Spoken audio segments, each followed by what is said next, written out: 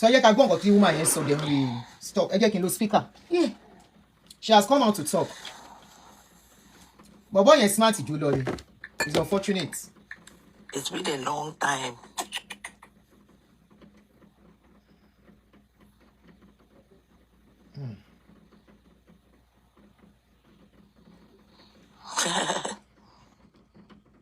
Boy, you can forward this. What you do?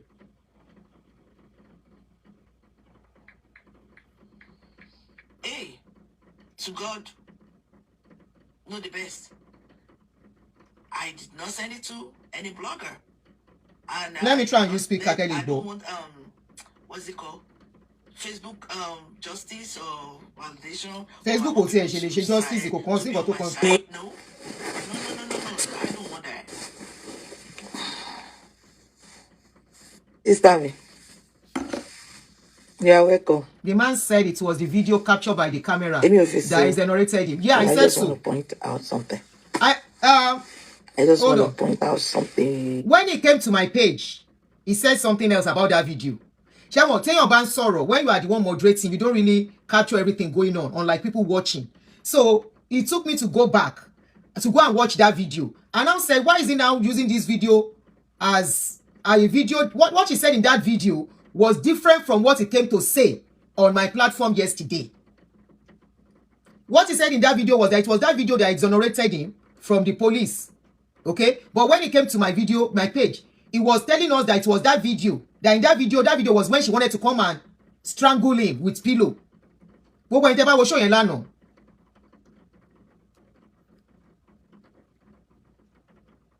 I'm not saying anything, no comment. You don't need to. I need to do my hair. The woman is better. She's better. I need to fix my hair back. This year, I really love. Maybe he has been doing the thought. I mean, it's not maybe he has been doing the because he's a blogger. Then people will start bashing me out. But hey, to God, know the best. I did not send it to any blogger, and I did not let. I don't want Sorry, what's it called? Facebook justice or validation, or I want people to be on my side. No. I don't want that. But I just want people to know I have my peace of mind.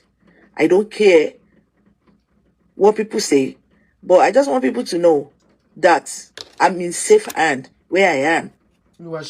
I'm in safe hand where I am. That's good to know. All my loved ones, they've been calling me. I didn't even pick so many calls. I just want them to know that I'm fine.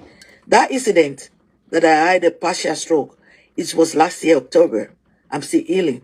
And I did not tell nobody. I was just passing a lot of things by myself. So I didn't come out to explain myself. I did not come out to find justice. So anybody can say whatever they like. But as long as, and I'm not coming out to debunk anything. If I'm still doing that, if I do that, that means I still want like that. But let me tell you, people, my people, just be coming down. I'm already okay. I'm still doing I'm on therapy. She's not going to be interviewed. She doesn't want to talk. The lies that anyone can put down and cook against me, I just want you people to know, were you there? If you are not there, and if you are not in my shoe, you cannot say whatever. That this is it. You are not passing the same thing that I'm passing through. If I decided not to talk, I know I have a reason. Now, I always like, look, Odubela, you say Auntie does not know this man. I am not siding any one of them. I'm only being objective, okay? I'm just being objective and being neutral in this case. She said something here. She said all the people judging her, all the people talking, they were not part of her relationship with this man. The same way, when she was fighting with the man, helping the man fight the ex-wife, she was not there when the ex-wife and the man were having issues, and the man took his children, the woman's children, deprived her of her children, to the extent the woman cried out, recorded her, put her recording on social media. My own is, what is good for the geese is good for the gander. What you don't want anybody do to you, don't do it to another person. She's saying here now that nobody was there when they're having their issues. Was she present when the man was having issue with the wife? She took everything the man told her and she worked with the man, supported the man to make the other woman cry. Yes or no? I feel her pains, but this is a lesson. I want us to look at the lesson in this. Ẹ̀kọ́ ni káwọn èèyàn kọ́ nínú kíní. I believe in what goes round comes round. Àwọn àgbàlagbà tán pa òwe pé pàṣán tán fi na ìyálé ó wà lórí àjà fún ìyàwó. Wọn ò parọ́ o, because a leopard will never ever change its spots. Ọkùnrin ti fẹ́ yàwó kíní kò dúró, ó fẹ́ kejì kò dúró, ó gba ọmọ kíní, ó gba ọmọ kejì. Now brought all of them together to hand them over to you. And you just embrace. Ẹ every sentiment ẹgbẹ́ kan. Good family. I don't know your problem. I have my family name to protect. Hold on, Yami. I don't know your problem. I mean, I don't know whatever issue you have with that man.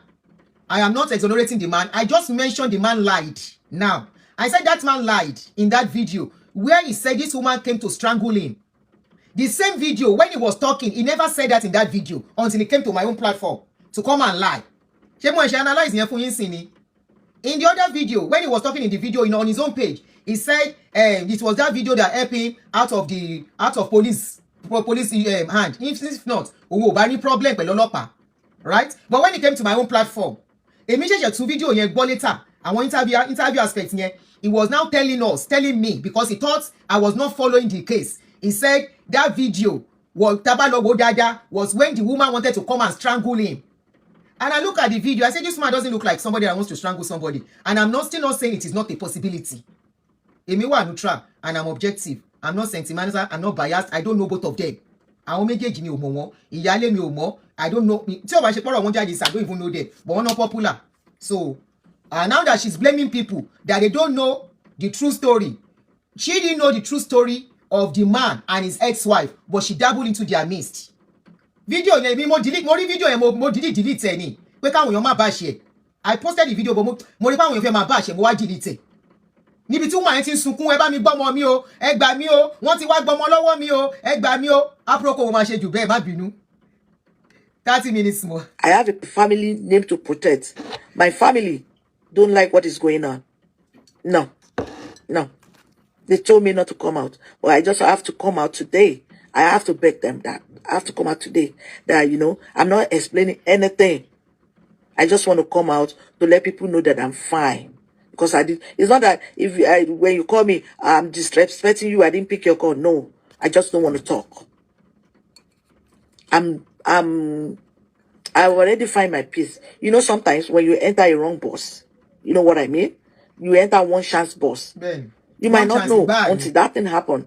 So the only thing you will do is you pray to God that you will drop or you land safely. Okay, I should post the video because again. You might order the wrong bus that you enter without your knowledge. You might decide. You might pipe along the way on the wrong bus, on the one chance bus. Anybody can come out to swear with the Al-Quran, which I believe. But if you swear with Al-Quran or you are making a oath under the lies, hey.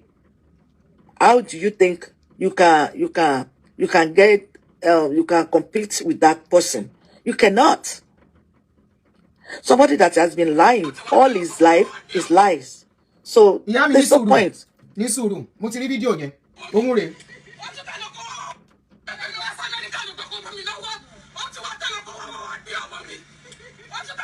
How do you feel hearing the cry of a fellow woman like yourself here? Nobody should play victim.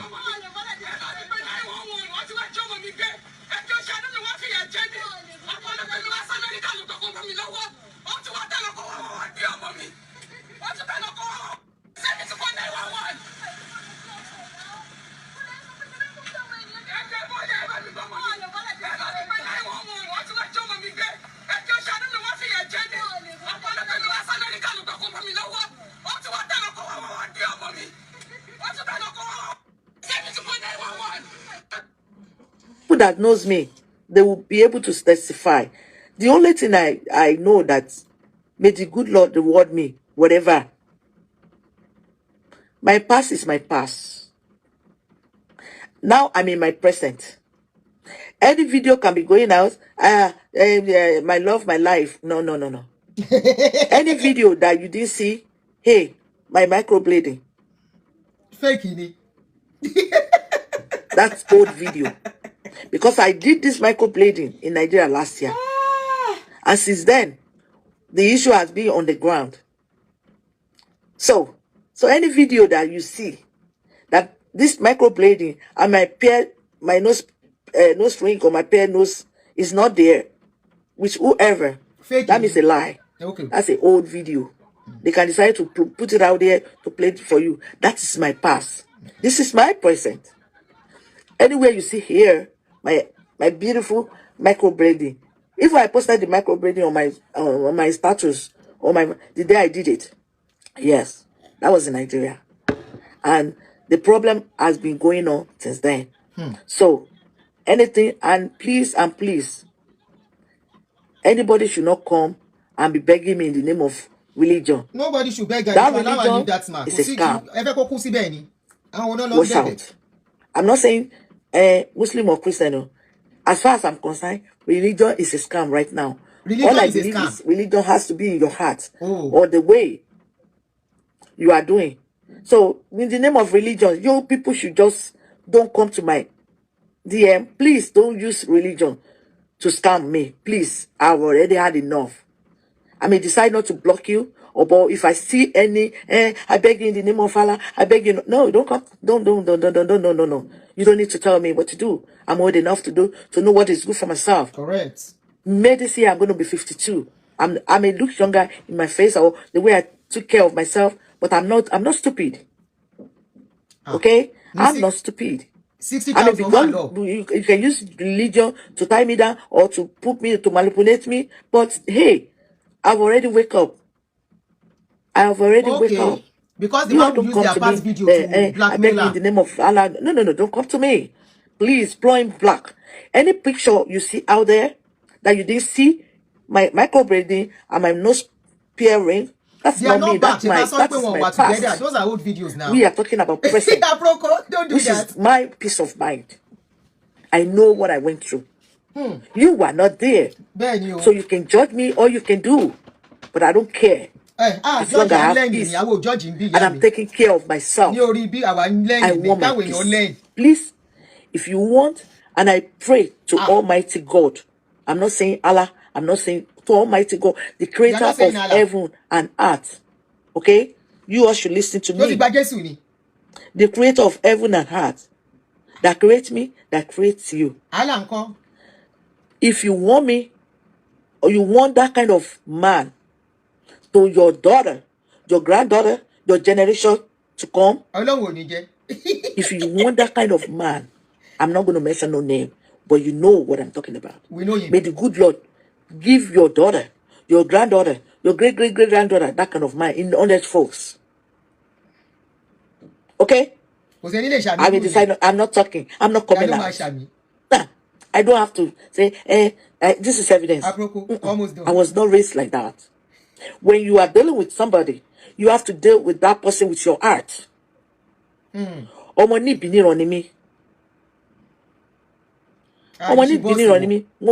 not coming out for anybody. But the good Lord knows the truth. I'm not going to do any interview with any blogger. I decided to come out because there's a limit to human endurance. The picture coming out there, people are calling me. They are not together. My family. Do you know this is emotional blackmail? Yes. My family are calling me. If I can handle it, how about my family? They might not be able to. I mean, this is too much. From day one. John say even no one should want Kudi too. The bashing is too much. Mind you, I'm not looking for social media validation or justice. Social media cannot do anything. I'm telling you. I'm fine. We can only learn. I'm still under what? Under therapy. You'll be fine. So I'm fine. You all don't need to worry. But please, I'm begging you, don't come to my inbox and be telling me about religious stuff. Please. I'm not a rude person. The only person that I mention her name, that is Alima Isa Yakeset. Only Sabaka is Sono. and I'm going to deal with her. The reason why I did that, because she took the case upon her head. She was not there with us. She took the side. Okay, all support Oko. I mean, people are telling me to stop. So the reason why I decided to mention her name, and which I'm going to, until she comes out and say the truth. Me, I want to mommy, one mommy. There's a lot of people to move be by mommy. They know the kind of person I am. If you all can paint me that you're me, oh well, that's your own opinion. That is your own opinion. What you got, sister me? That is your own opinion. I want more better me, kekere me. I want sister me. That is your own opinion. As long as that me at along at maybe me ubati dalu. Keep whatever F you have to yourself. Hello, Makmi, kema sharing me, kema. I mean, I don't know. I don't know. I don't know. I'm just coming out to debunk any video. See a Barry, Tiko Bati. Hey, Jotalonja Alidaya, please. Okanlomo, mention it because you will only fake profile. Don't come to my chat. Oh, the mini chat here. Don't even. Alaja is okay. It's okay for what? Please don't come to me. I had enough family issue. I know it's you. You know I know you. I know you. You don't have to lie. You have about 5 profiles to lumber me check it, which I don't care. That's your own problem. I'm not going to. Timba gbe blogger kan dìde àbí bóyá kíní. I'm too mature for that. Oh no. Any video tẹ́ ẹ bá rí tí kò bá ti sí microblading mi àti this is my real face o mo ṣẹ̀jí ni o mi ò tí wẹ̀ o. This is my real face o no filter o o ṣe filter o microblading mi ni o àti ele no scrupie tẹ́ ẹ bá ti rí mbẹ̀ any video tó bá gbé jáde kíní kan love kíní kan. That's all. There's nothing like that. Bullshit. That is not present. That is my history. Past. This is my present now. My present is my peace of mind, which I choose, and I can never trade it with anyone. That's it. Mukogbaladura. Bugbe ite rant, then sorrow, then batch me left and right. Then she, I bet you bear me in the name of religious camp. Okay? Then she, see about that particular person as a husband. Fún ọmọ yín obìnrin. Tẹ́ bá lọ́mọ obìnrin. Fún ìyàwó ọmọ yín tó máa turn sí ọkùnrin. I mean, tó máa irú èèyàn bí ẹ̀yẹn ní obìnrin tó máa turn tó bá ti gbàdúrà ẹ̀. Ọmọ yín obìnrin. Ọkọ ọmọ yín. Kí ló ṣẹlẹ̀? Ọmọ yín tó máa gbé ìwà bí that particular person tí mo sọ yẹn. Ẹ̀yin sọ̀rọ̀. Ṣé ẹ gbọ́? Kókó wá sínú ìgbésí ayé àwọn ọmọ yín ni wọ́n àti this is my real face o mo ṣẹ̀jí ni o mi ò tí wẹ̀ o. This is my real face o no filter o o ṣe filter o microblading mi ni o àti ele no scrupie tẹ́ ẹ bá ti rí mbẹ̀ any video tó bá gbé jáde kíní kan love kíní kan that's all bullshit. That is not present. That is my history past. This is my present now. My present is my peace of mind, which I choose, and I can never trade it with anyone. Mukogbaladura. Bugbe ite rant, then sorrow, then batch me left and right. Then she, I bet you bear me in the name of religious camp. Okay? Then she, tí ẹ bá ti gbàdúrà irú that particular person as a husband fún ọmọ yín obìnrin. Tẹ́ ẹ bá lọ́mọ obìnrin fún ìyàwó ọmọ yín tó máa turn sí ọkùnrin. I mean, tó máa irú èèyàn bí ẹ̀yẹn ní obìnrin tó máa turn tó bá ti gbàdúrà ẹ̀. Ọmọ yín obìnrin. Ọkọ ọmọ yín ìyàwó ọmọ yín tó máa nírú ìwà bí that particular person tí mo sọ yẹn tó máa nírú ẹ̀ ní obìnrin. Tẹ́ bá ti gbà aládùúrà fún generation yín pé kírú ẹ̀ kó wá sínú ìgbésí ayé àwọn ọmọ yín ní 100 folks. Kẹsàmí ẹ̀ ẹni sọ ju bẹ́ẹ̀ lọ. Gbogbo because of fan you can farm. Bullshit. Bullshit. So I'm fine. My loved one, you don't have to be worried. I'm a strong woman. Wallahi, I've faced a lot. Mushiwa. A lot. That sometimes the body meeting mojo, the man support me yemi, a meeting me will so for anybody in. So now let me mag so the social media. For what? Social media, Luma so judge me. I don't need that. I don't like them. I don't need that. Okay? So ẹ jẹ́ ká máa ṣẹ̀fẹ̀ mi ẹni tẹ́ bá ń bá mi rìn lọ ẹ bá mi ṣe mọ̀ kó ń gbà mí èèyàn máa ń bọ́ sí wrong bus tó bá dẹ̀ ti wọ one chance bus kó máa gbàdúrà kó bọ́lẹ̀ láyọ̀ àtàlàfíà ni tó bá dẹ̀ rí ibi bọ́lẹ̀ láyọ̀ àtàlàfíà you don't need to talk just shush be looking at anybody can lie àwọn tó lóye tó mọ̀ gbọ́n wọ́n mọ̀ nǹkan tó ṣẹlẹ̀ that voice message tó link is not from me it's supposed to be between ẹni tá à ń sọ yìí àtèmi. So anytime so yẹ gbàgbé pé blogger ni anytime bá tẹ̀ tí lójú tì mo rí àwọn family mi bí báyìí wọn inú mi wọn ò dùn èmi lójú tì ọmọ níbi níran ni mí nǹkan tó ṣẹlẹ̀ ni but ẹ kò mọ̀ pé ìrìn àjò ẹ̀dá láyé is part of my destiny mo láti walk through that step ó ní nǹkan tọ́lọ́run fẹ́ fi ṣe ó ní nǹkan tọ́lọ́run fẹ́ fi ṣe kúrò ìrìn àjò mi ni ìyàwó Ìjẹ̀bú ìrìn àjò mi ni but ẹni tí ò bá tí rí ìrìn àjò yẹ kò lè mọ bó ṣe ń ṣèyàn bọ́jú gbogbo ẹ lọ nǹkan téèyàn wá ló fa gbogbo ẹ lọ ẹ má bínú and it's bad share but I want to tell you categorically that any video it's my past this is my present and my history tá bá ṣe history in Nigeria kò tó ti ṣẹlẹ̀ ni right so it's my history I don't need to go back to my history so I want my present now please forgive me I love you mo ti wẹ̀ wo mo ń sùn látàárọ̀ ni and people are like so worried don't jẹ́ kí n jáde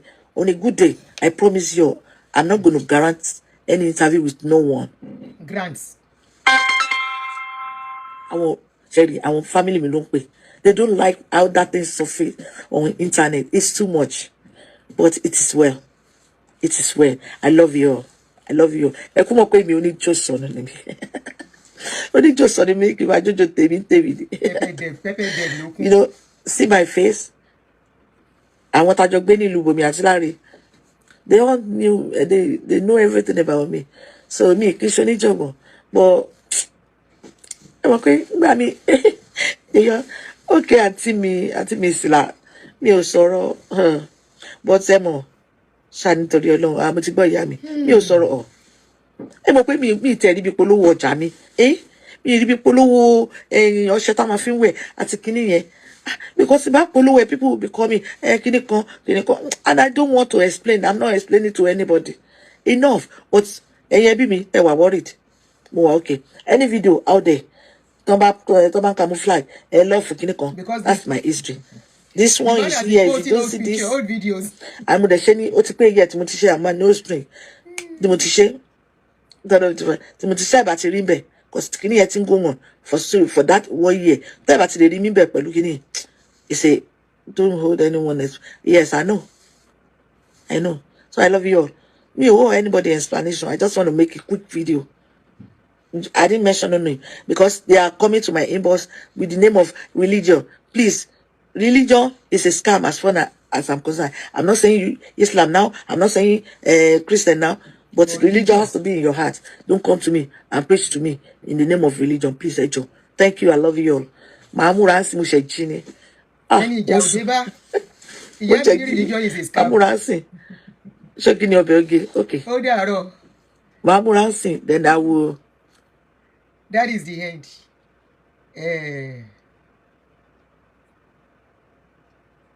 Kidu ko po soke lo be oge lesson learned in these days and time now experiences are being watched live on social media. If we have seen this on TV now, like a movie, we will say it is not possible. What goes round comes around. She allowed the man play her. She loved, or because of her situation.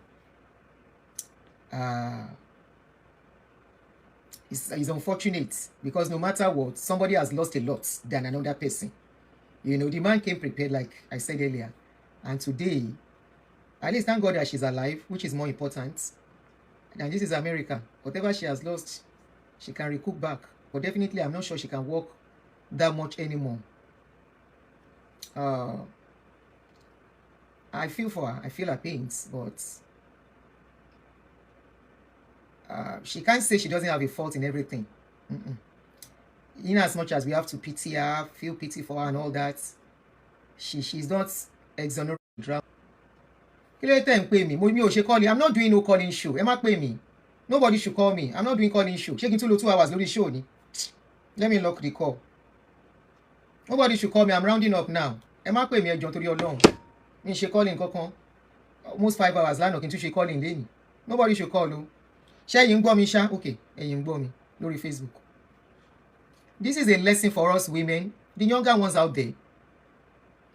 If somebody like her, at her age, can fall victim, anybody can fall victim. She's in her 50s. I think it happened when she was in her late 40s.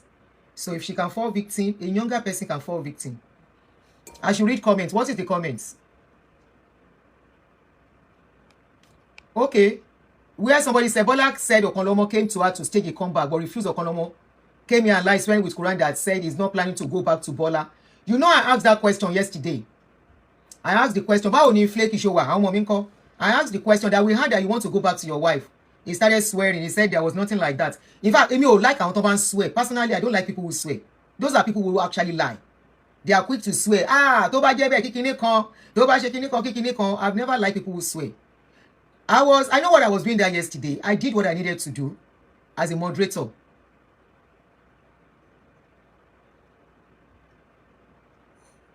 Somebody said, as for you people blaming this woman, and you forget that she's looking for the fruit of the womb. So if every woman looking for the fruit of the womb decided to not use their sense, do you know what will be happening to them now?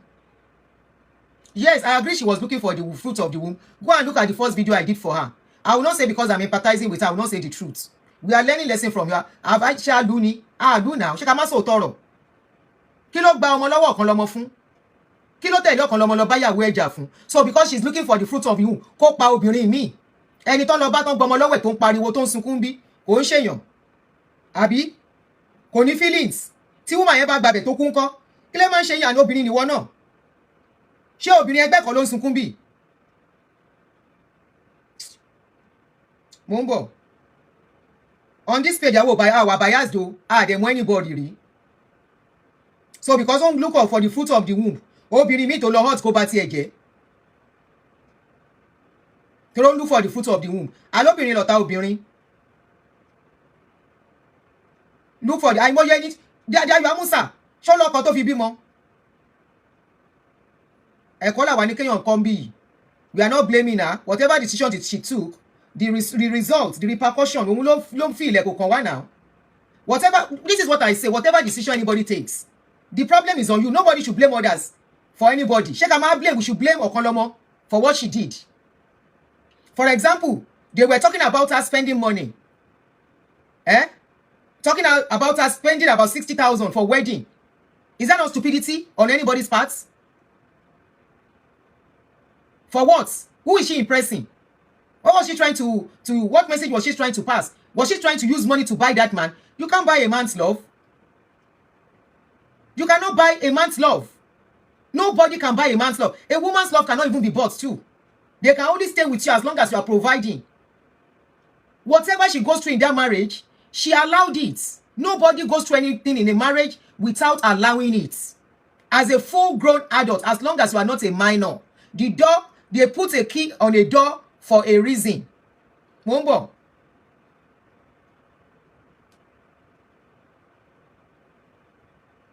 The reason why a door has a lock and an opening handle, Mumbo,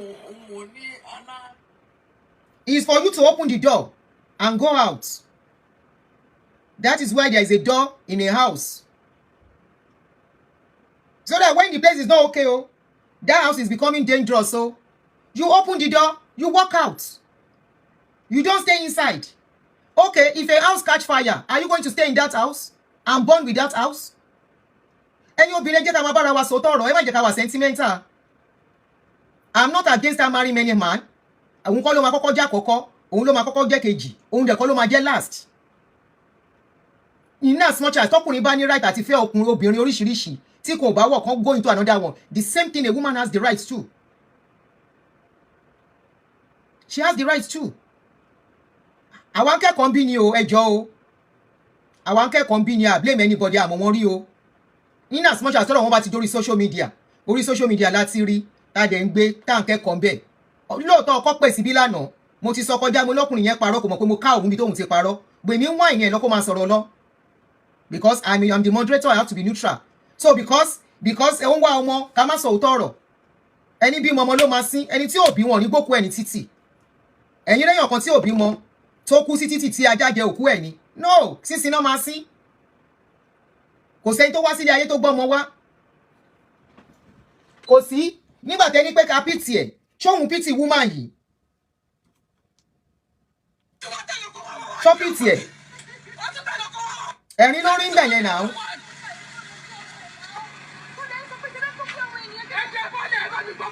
Òun ló ń sọ̀rọ̀ bí yìí náà. Òun ló ń sọ̀rọ̀ yìí náà. Àbọ̀ nǹkan ló ń sọ̀rọ̀. Ó tẹ̀lé ọkọ wa wá gbé àwọn ọmọ mi. Help me to call 911. Ṣé bóun náà dì láṣọ ọmú tó ń fọ́ yìí? Àbọ̀ nǹkan tó ń wọ́ láṣọ yẹn. When the going was good. Woman náà fìyà jẹ òun. Ó gbọ́kọ mọ́ mi lọ́wọ́. Ó tún tẹ̀lé ọkọ wá gbọ́mọ mi. Ṣé òun kọ́ ló ń sọ̀rọ̀?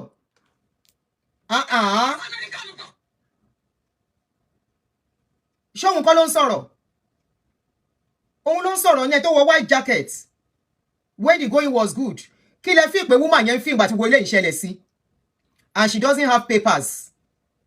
Tí woman yìí bá gbé nǹkan jẹ́ time yẹn kọ́ pé gbogbo wàhálà yìí ti sú òun. Tẹ́ bá gbọ́ voice video láì woman yẹn tá ń play lánàá. Woman yẹn at a point sọ wípé ibi tán ti ń ta oúnjẹ lòun ti lọ ń bá wọn fọ abọ́. Ó ní ibi tán ti ń ta oúnjẹ lòun ti lọ ń bá wọn fọ abọ́. Ó ní ibi tóun tún ń gbé ó lọ́kọ tún wá bá òun bẹ̀ wípé kán lé òun kúrò. Ó lọ́kọ tún pé ibi tóun ti ń ṣiṣẹ́ wọ́n tún lé òun. Ó ṣá wọ́n fẹ́ frustrate woman yẹn kó parẹ́. Wọ́n ń ṣerú ẹ̀ náà.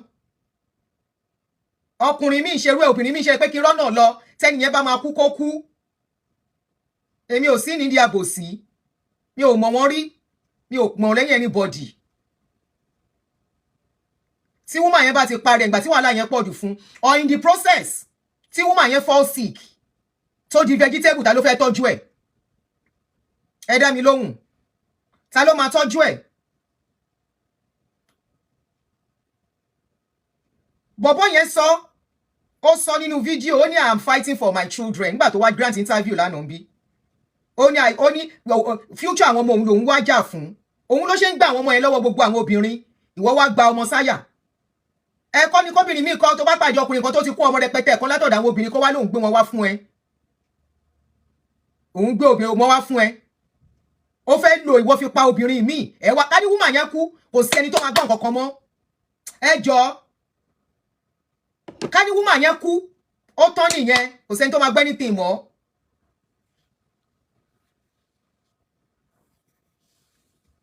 You don't say because o fẹ́ gba nǹkan àbí torí o fẹ́ ọkọ ó bá tóbìnrin míì jẹ́. Nǹkan tó bá ṣe ó ń dúró sẹ́ ìkùlé fún wọn náà. Ẹ jẹ́ ká máa ṣe jẹ́jẹ́ lórí ọ̀rọ̀ ọkùnrin tó lè súlé ní. Wá ti torí ẹ̀ ó dẹ̀ la ojú ẹ̀ sílẹ̀ tó treat obìnrin ẹgbẹ́ yẹn. Woman yẹn òun ni woman yẹn rí dìmú kò rọ́kọ wọn dìmú ọkọ ti sá lọ ó ti kọ́ ọmọ sínú mọ́tò. Woman yẹn wá gbá òun dìmú pé kò ní lọ. Ó wá bu aṣọ ẹ̀ so pé you go nowhere. Ká ní woman yẹn kú òun ló máa jìyà àwọn ọmọ yẹn. Kò sẹ́ni tó máa gbọ́ gbogbo nǹkan nípa woman yẹn mọ́. Òun ló máa ṣe bí pé èmi ni mo tọ́jú wọn. Ìfẹ́ ó lè lóhùn lòun bí wọn gan. Ẹ jọ̀ọ́ ẹ má jẹ́ kí n sọ̀rọ̀ jù. Ẹ má jẹ́ kí n sọ̀rọ̀ jù. Àwa claim àwọn ọmọ yẹn ìyá àwọn ọmọ yẹn wọ́n á ti sin dànù. Kí ló tẹ̀lé máa yẹn lọ fún? Nǹkan tó bí ìgbà tí mo rí fídíò mi kí ló tẹ̀lé máa yẹn lọ síbẹ̀ yẹn fún? Wọ́n dẹ̀ ní there are other videos. Débi wípé wọ́n náà there is another video. Gbogbo yín gbọ́ lánàá nígbà tí mò ń béèrè lọ́wọ́ máa yẹn pé wọ́n ní fídíò kan. Sorry. Mo ní there was one video. I was asking the man. Mo ní there was a video they said ẹ̀yin méjèèjì ipe ẹ lọ síbi tí woman yìí ti ń ṣiṣẹ́. Ẹ pé government lórí woman yẹn mọ̀ pé kò ní paper pé kàn lè dá padà. Mo ní fídíò yẹn báwo ló ṣe dé ta. máa yẹn lóhun kọ́ lòun jù síta pé woman yìí ló jù síta. There are so many videos ó ní woman yìí ló jù síta. Òun ni kó search mind díẹ̀ níbo lòun náà ti gbàṣẹ.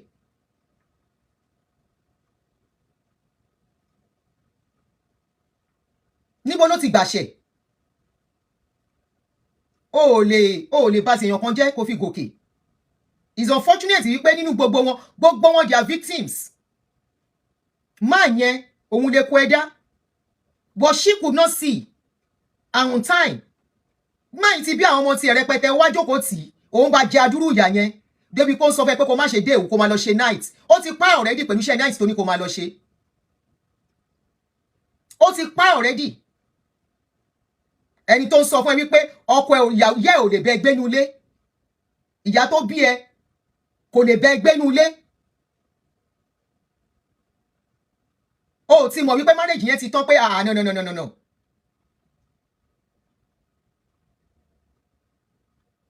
O ti mọ̀ pé of course máa yẹn náà yìí máa jẹ tiẹ̀ tó bá tásìkò. But gbogbo life tó ti ń destroy yìí ń kọ́ àtàwọn tó ń fàyè lẹ̀ fún. Ó wá ló fẹ́ sọ̀rọ̀. Kó sọ̀rọ̀ àwọn èèyàn ní question tó máa bí tó bá sọ̀rọ̀ ló ṣe lóhùn ò ní sọ̀rọ̀. Wọ́n ní question tó máa bí. Èmi ò fẹ́ gbọ́ pé wọ́n use ẹ̀ kó tún lọ pa ẹlòmíì lẹ́kún. Is she a baby? Is she a dummy? Is she a minor? Full grown adult. A woman of 40 something. Ó wá ń tẹ̀lé ọkùnrin lọ bá ex ẹ̀jà. Trauma burúkú. Obìnrin lẹni tó sọ̀rọ̀ yẹn. Ṣé bó lọ́kọ ńlé tó bá jóbìnrin tó bá lọ́kọ máa ti ní boyfriend rí. Kí ex boyfriend yẹ àbí ex husband yẹ kó wá gbé girlfriend yẹ dání àbí ìyàwó ẹ̀ kó wá bẹ ẹ̀jà. Bàbá ńlá trauma. Bàbá ńlá trauma. What goes round comes around. Whatever we sow, we reap. That is my own something. Nǹkan tá a bá gbìn la máa ká. Èèyàn kan ò lè gbàlùbọ́sà kó lóun fẹ́ kẹ́fọ̀ọ́. O ò lè gbin rice kó ní ṣu ló máa kó. Kò possible. Torí náà ká ṣe rere ká ṣe mẹ̀dọ̀. When it comes to relationship matter, lọ́rọ̀ ọkọ àtìyàwó, lẹ́yìn kó máa ṣe of course, at a certain age, you're not going to meet a young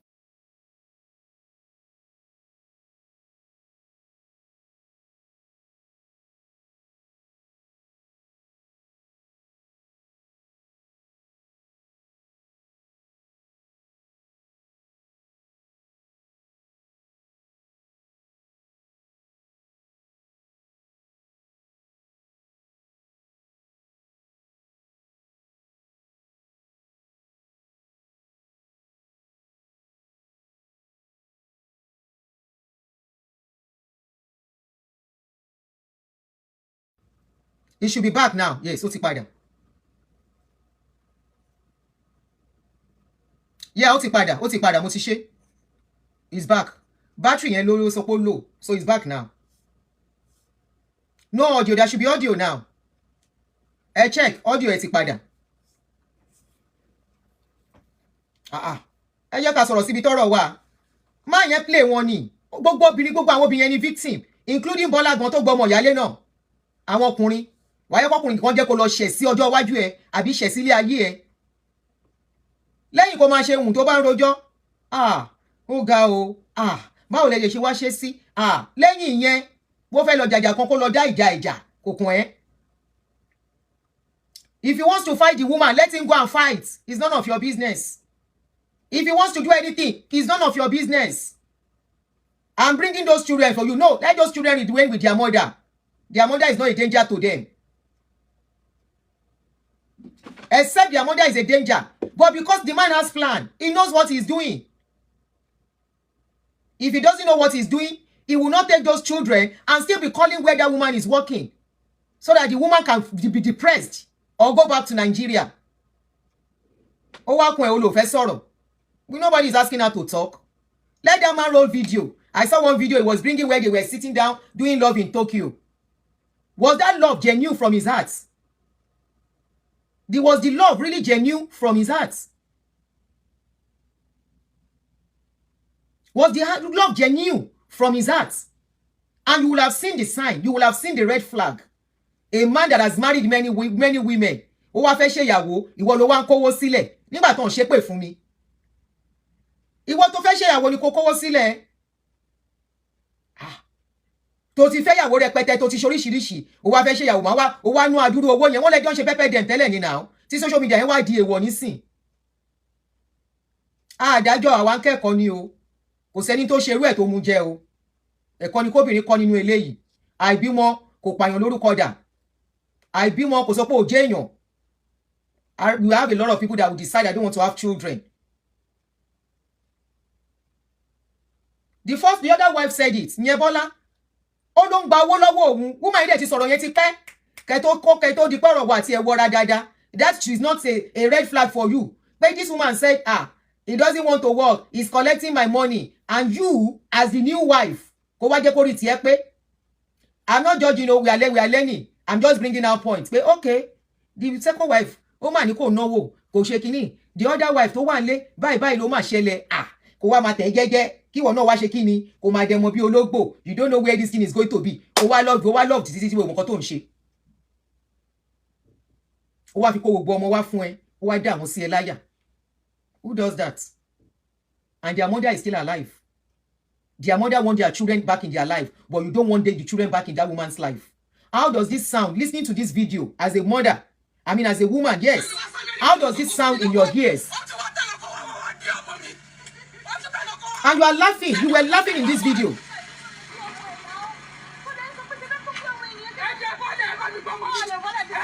Ó tún sọ fún ó rẹ́rìn ó ní wọn ò lè bọ́lẹ̀.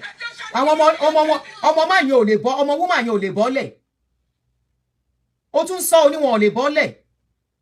Ṣáwọn ọmọ ẹni wọ́n tó ní wọn ò lè bọ́lẹ̀. Woman yẹn dẹ̀ ń fa ọkọ ẹ̀.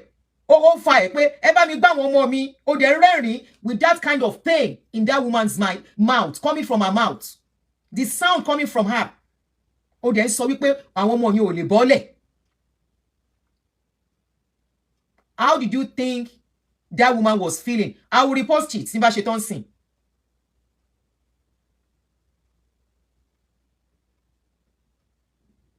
Gbogbo obìnrin tó ń gbọ́ kíní. Àfi tó yẹ pé wọn náà gbọ́kọ lọ́kọ. Tó ti fojú obìnrin tó wà nílérí. Lo ní feel pains the woman yìí.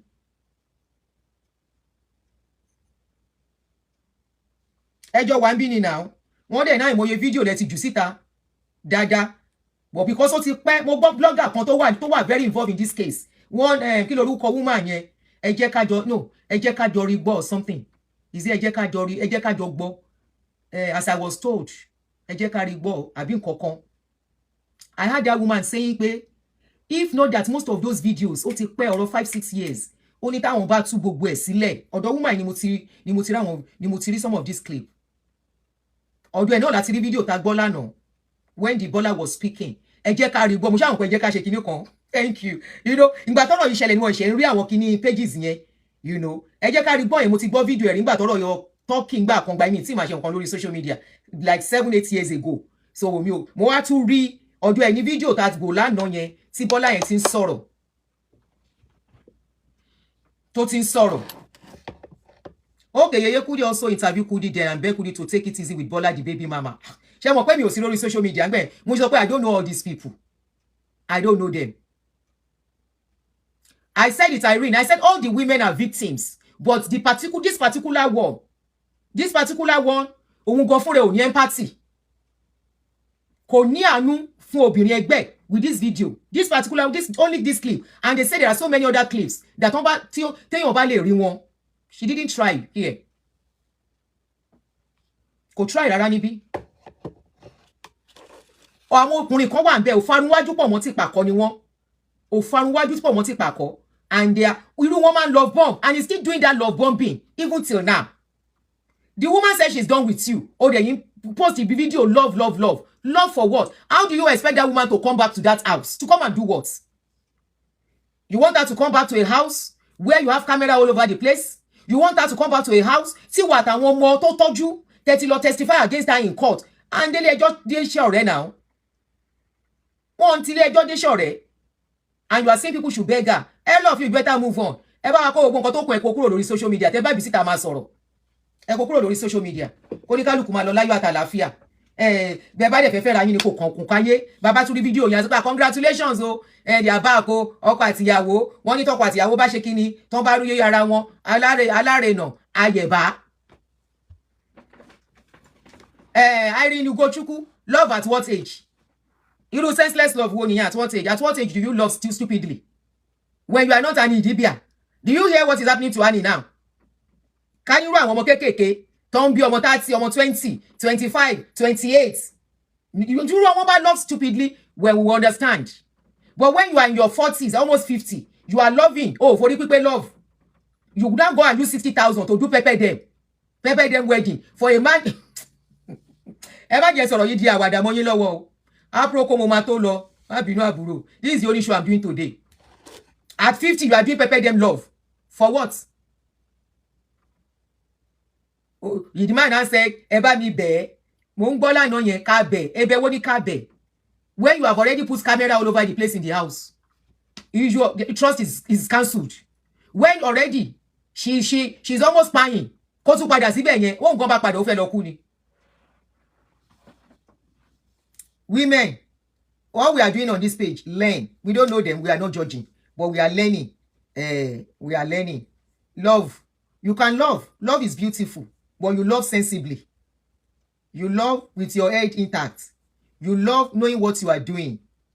What is sign into love? No, there is not an abuser. There are some people, not until they beat you. There are mental abusers, emotional abusers, psychological abusers, financial abusers. Name it. Abuse the porishirishi. And you will be seeing it. Irú Akube wedding wo lẹ ń ṣe tẹ́lọ ná 60,000. Akube wedding ni. Aproko má lé mi o. Ọlọ́run ṣe bí òkúkú ń ṣàdmí débi pé wà pa kìíní mọ́ mi lójú. Akube wedding ni. A wedding of a man that has plenty children. Ẹ wá fẹ́ ṣe wedding ẹ̀rọ ṣe níwọ̀nba. Ẹ wá ná 60,000. That's Akube wedding. Ó wá tún jọ̀wọ́ ló tún náwó jẹ́ kọ́kùnrin yẹn ná. Òun ló máa náwó, òun ló fẹ́ ṣe ìyàwó náà. Ìwọ̀nba tó bá dẹ̀ lè ṣe, that is it.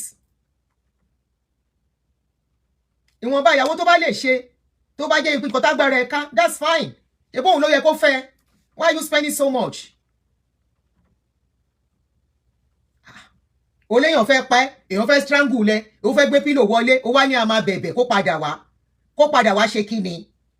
For her to come and finish what you say she wants to do. Ẹ má jẹ́ ó padà wá. Alhaji tó bá pẹ́ ń wo show mi, ẹ má bínú. Okanlomo ẹ lè má wò mí, àbẹ́ni tó bá mọ̀ yín. Ẹ má jẹ́ kí woman yẹn padà wá. Ṣé mo kò fẹ́ pa yín?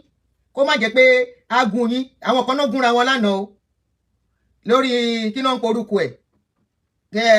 Lórí Valentine tó ń gúnra wọn pa, ó wà lórí page mi. Ẹ má jẹ́ ó padà wá o. Ẹ̀yin náà lè sọ pé wọ́n fẹ́ pa yín. Why do you want somebody that wants to pay you? Yes. Kó má jẹ́ pé nǹkan tẹ́ fi ń ṣe ọmọkùnrin yẹn lẹ̀ ní bátẹ́bátají. Ẹ jẹ́ kán máa lọ. Kó ní kálukú lọ yọ láyọ̀ àtàlàáfíà. Wọ́n láwọn ò ṣe mọ́. She said she no wan do again and by force allow her to go. She said she is done. He said if you like, put any video outside. She said any video you see, you don't see her. Kí ló ń porúkọ kíní tó ń pe kíní? What is the name of that thing she said she did on her eyebrow? Ẹ jọ kí lórúkọ kíní eyebrow tó ń ṣe yẹn? Ní o morúkọ àwọn kíní yẹn. Na pepper dem wedding.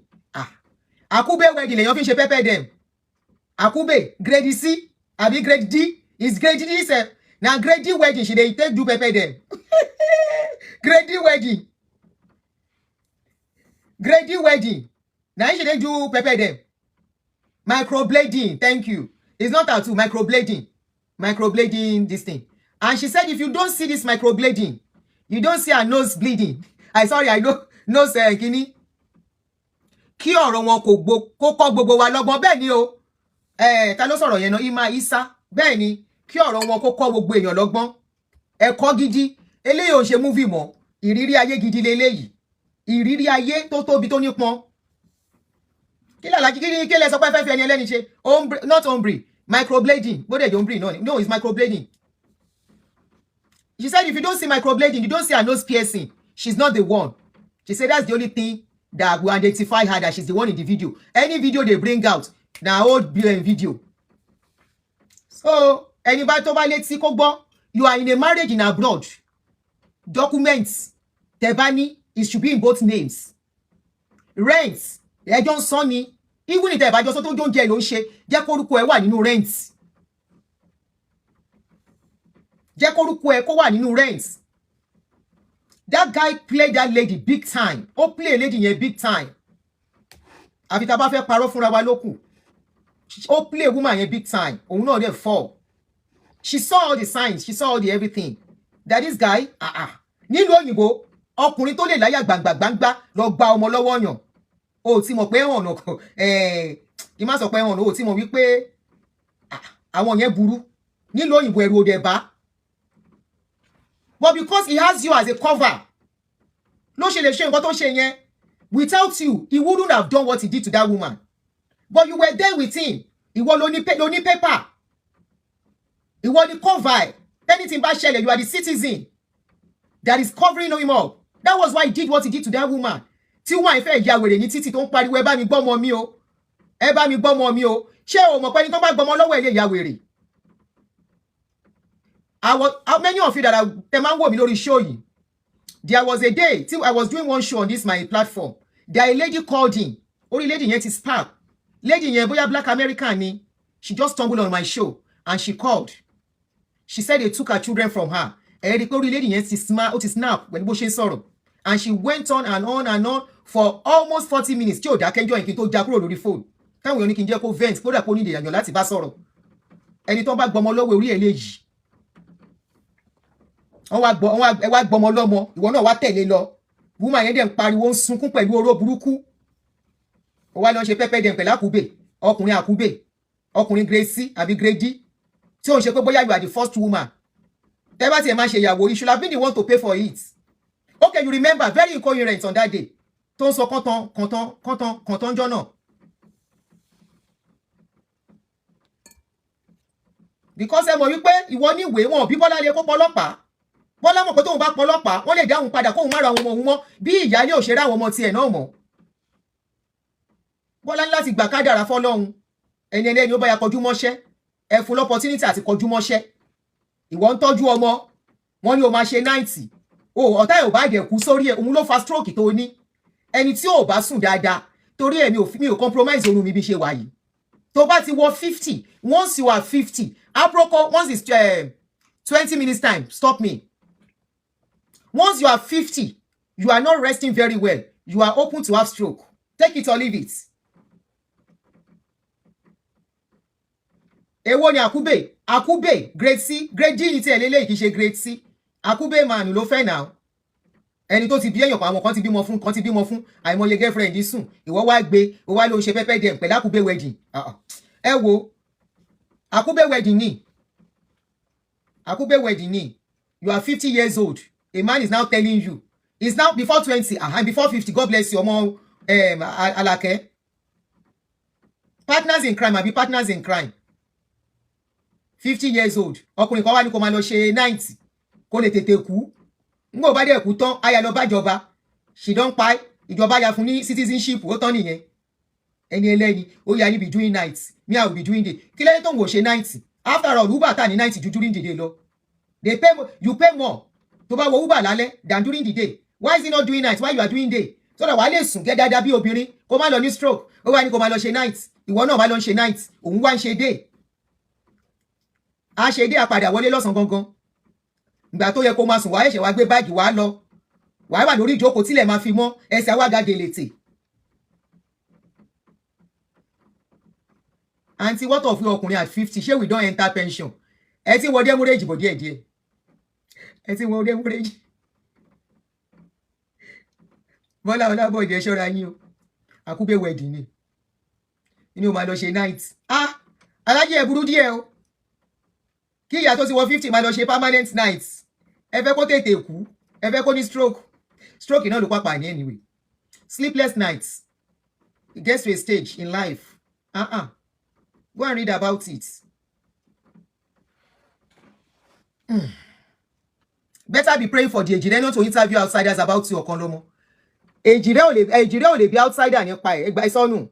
Bọ̀bọ́ yẹn ó ti tighten up nǹkan. Ó ti tighten up nǹkan. Ìwé ẹ̀ máa lọ ẹgbàgbé ẹ̀. You are forgetting that the first child ẹ ti wà nínú military. Ẹ ti gbàgbé pé kan náà àwọn ọmọ ẹ ti wà military. ọmọ tó wà military yẹn tó wọn bá fún ọmọ yẹn á yanjú ẹ̀ tó bá gbàwé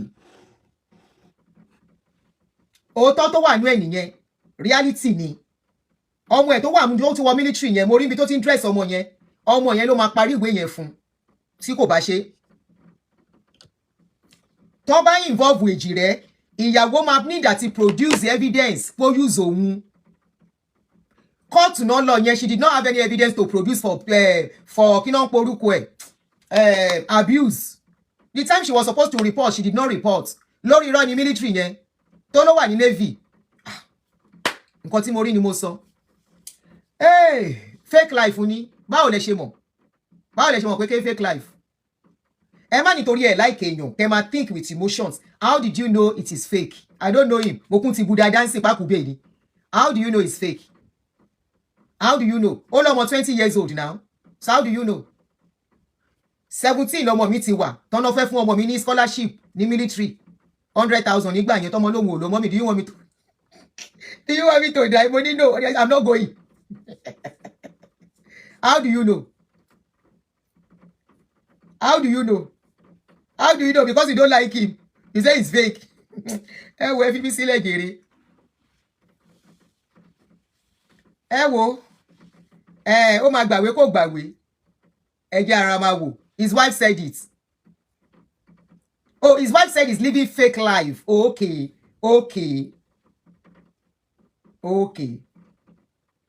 if Ejire notice fraudulent act in your papers you might never get it tó bá ṣebí tí fraudulent kìíní bá wà nìyẹn is there fraudulent remember Ejire no stupid wọ́n mọ̀ wípé tí couple bá jà wọ́n lè sọ anything against ara wọn so it is left for Ejire everything is left for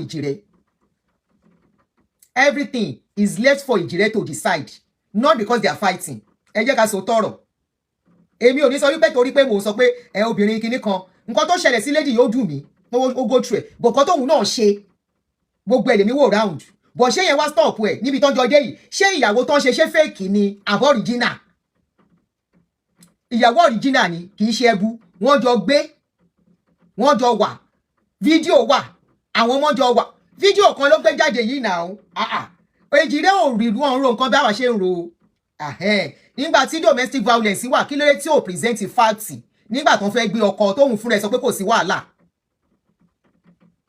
his green card is on hold tó bá investigate wọ́n máa hold the green card nígbà míì even tí ò bá sí jà gbogbo alamọ system yìí the fact pé tí yóò rí bẹ́ẹ̀ kò mí pé tẹlòmíì rí bẹ́ẹ̀ ẹlòmíì 2 years ló máa kọ́kọ́ fún time tó bá yẹ kó renew 2 years yẹn sí 10 wọ́n lè má fún kó fún ní 18 months again after 18 months tí 18 months yẹn bá fẹ́ wá pé wọ́n á tún wá invite ẹni yẹn again láti ascertain bóyá ó dì fún 10 ó depend tó bá ṣe rò ó it is at their discretion nothing decided wọn kì í ṣe kíní lórí sentiment ti wá yìí o he did this he did that kò kàn wọ́n paper tẹ present did she report to the guy for domestic violence no until ìjà tó ń jà yìí so òyìnbó too will look at òyìnbó gọ́mọ̀ wípé táwọn couple bá ń jà wọ́n ń parọ́ mọ́ra wọn so òye òkò òyìnbó ẹni sùúrù ẹ wo nǹkan tí màá yẹn play lẹ́nìí ibi tí màá yẹn ti smart ẹ wá wo nǹkan tó gbé sórí page ẹ̀ téèyàn bá ń bá láyò tayò aláyò ló ń bá tayò àwọn tó wà ń gbòòrò ló ń bá tayò ẹ wá gbọ́ ìgbà tí mo rí kíní ilé ni mo ní mo ní ọkùnrin o fídíò yẹn rè ṣé ẹ sọ pé fake marriage ilé ilé ìfọyìnbó.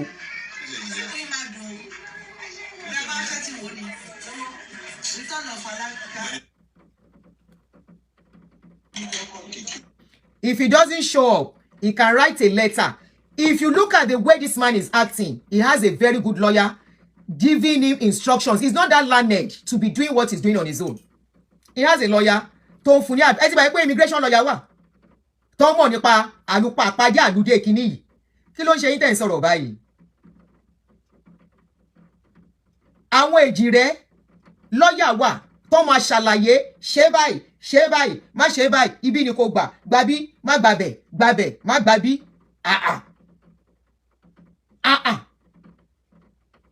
tí ìrẹni tẹ máa rò pé wọn ò lè ẹ́bà ìwé èèyàn ò lè ẹ́bà lọ tí ìwé adé lọ tẹ máa wò pé báwo ló ṣe ṣe ìwọ ṣáà máa wo tí ẹ sentiment kọ́ o, feelings tẹ́ni nípa èèyàn kọ́kọ́ o, hatred tẹ́ni fẹ́yàn kọ́kọ́ o, love tẹ́ni fẹ́yàn kọ́kọ́ o, èjì rẹ ló máa determine o. ṣerú fídíò yìí tó bá jù síta tó ní evidence pé ṣe fẹ́ra àbí ẹ̀ fẹ́ra ṣo use á lóun ò use ẹ ṣùgbọ́n òun àti ẹ̀lẹ́ lẹ́yìn nínú bí á láwọn rèé náà.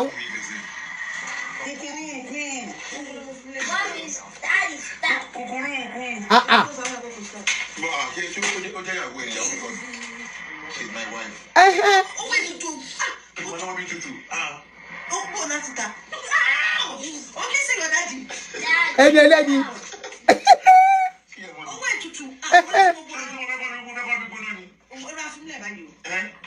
ẹni ẹlẹ́ni. wọ́n lè jí yígbé àlájì jẹ́ ń gbọ́ṣẹ́ jẹ́ ń gbọ́ṣẹ́ ok.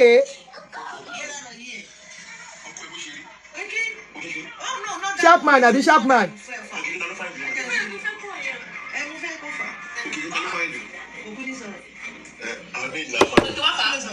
Does divorce stop any paper going through? Ẹ wò ẹ má ṣe apẹ̀nájì mi ó dàbọ̀. So because of divorce wọ́n á ní kó má fún paper. Is he paying his tax àbí kò pay tax yẹ? Ṣó ń san tax àbí kò san? So divorce àìmọye àwọn tó máa gbárì tó máa divorce. Ẹ wò nǹkan tẹ́ oníkálùkù mọ̀ ló mọ̀ ó dàbọ̀ ẹ má jẹ́ àsọ̀rọ̀ jù.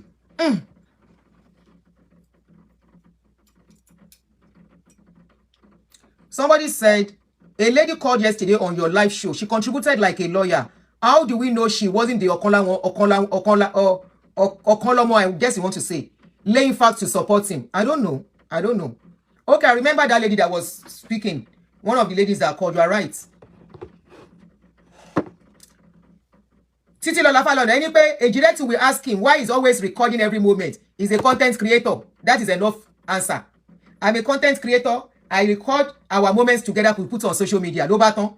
If he's going to tell you about my lawyer down kini, agbe lawyer dání ni tó máa represent here. It is allowed. Wọ́n ní ó gbé lawyer dání tó bá mọ̀ pé ó lè face àwọn. Lawyer dé tẹ̀lé, tó bá dé bẹ̀ lawyer ló máa dáhùn. Tí lawyer ti gba ye prepare gbogbo. Kí ni iṣẹ́ wo làwọn lawyer yẹn wà fún? Kí ló wà fún? Ẹ jẹ́ máa wo bó ṣe ń lọ. It's unfortunate. Everybody kó jẹ́ kó kẹ́kọ̀ọ́ nínú nǹkan tó ń ṣẹlẹ̀ yìí.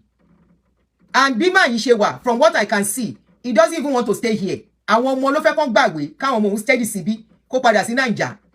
Dẹ̀ mọ̀ nǹkan tó ti rì sí Naija. Ẹ ló máa ń lọ sí Naija lẹ́ẹ̀mẹ́wàá. Ó máa ń lọ sí Naija lẹ́ẹ̀mẹ́wàá. Ó sì lè máa prepare rẹ̀. So ó play game ni. Àwọn obìnrin yẹn ni victim. And it worst ní last one tó lọ kó sí lọ́wọ́ because she won't. Ẹ wo ẹ má jẹ́ hard sí pain oníkálukú ní ẹni ẹlẹ́ni. I will see you guys later.